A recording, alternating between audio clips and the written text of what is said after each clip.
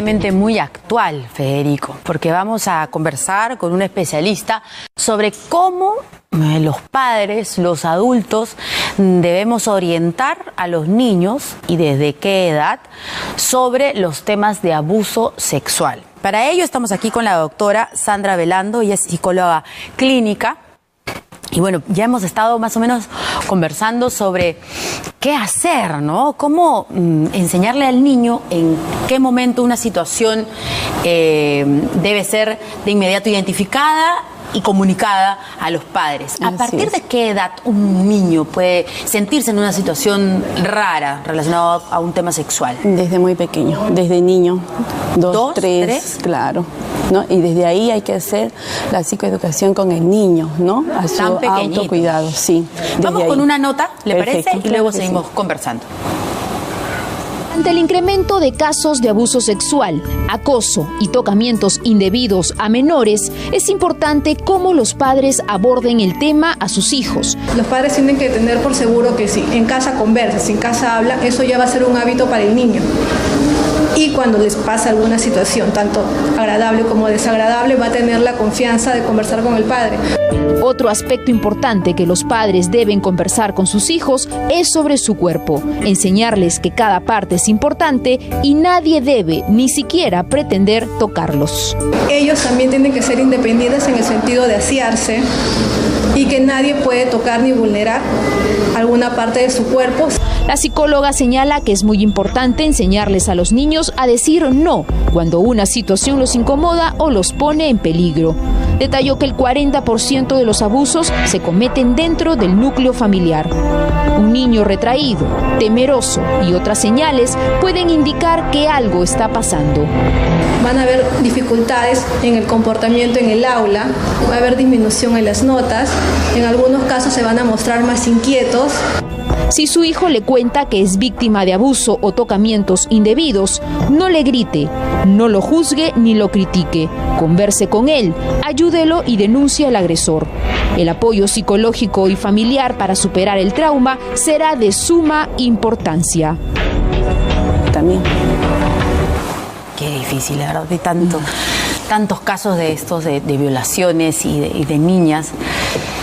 Bueno, a ver, doctora, vamos por partes y tratar de un poco instruir, ¿no es cierto?, a los padres sobre cómo empezar con educarlos, creo, ¿no? Porque ya cuando hemos llegado a un momento de crisis, que es el de la violación, o sea, es obvio que no podemos culpar al niño, o sea, eso es de plano, ¿no es cierto? Y más bien ayudarlo porque es un largo camino para poder curar a esa criatura física y emocionalmente. Pero para no llegar a eso, usted nos decía que a partir de los 2 años ya tenemos que darle ciertas instrucciones al niño, ciertos mensajes. Incluso hasta antes, ¿no? Por ejemplo, cuando jugamos, les podemos instruir por medio también de cuentos, ¿no? Por ejemplo, de la Caperucita y el lobo, ¿no? Y decirle, viene el lobo y te va a comer, entonces yo, que soy la mamá, te voy a proteger.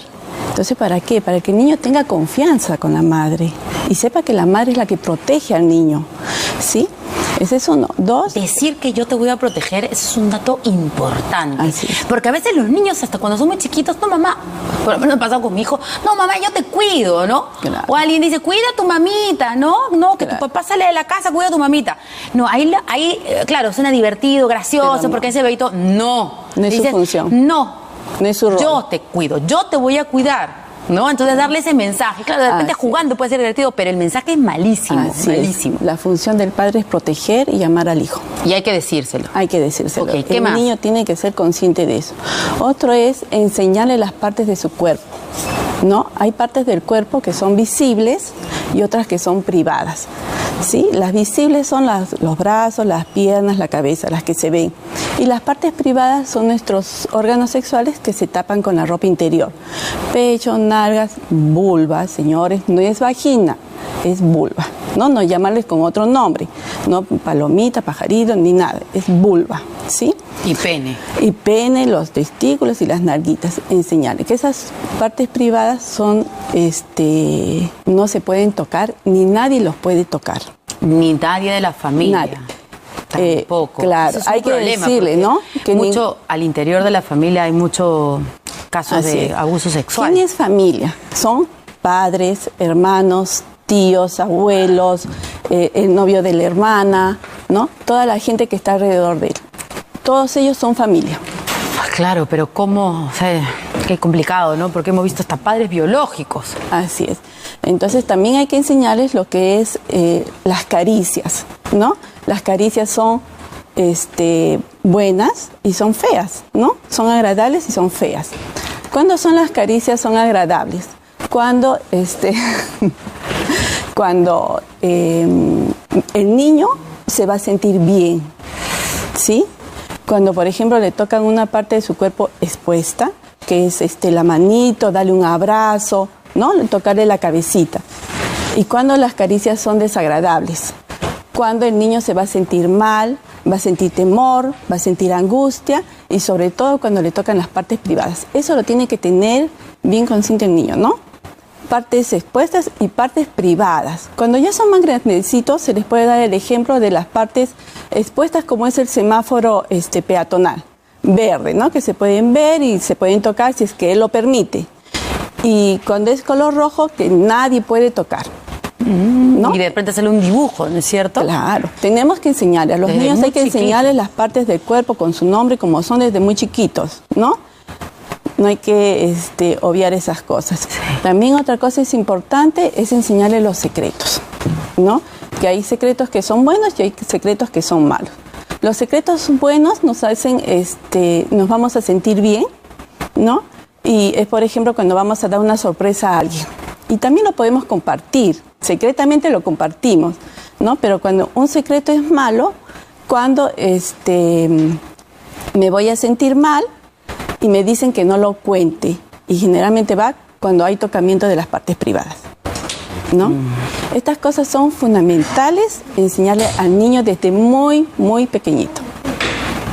Buenos tips, entonces. ¿Sí? Buenos tips para poder tener en cuenta, doctora, para prevenir esto, ¿no? Ajá. Y sobre todo, señores, los niños no mienten en estos casos de la sexualidad.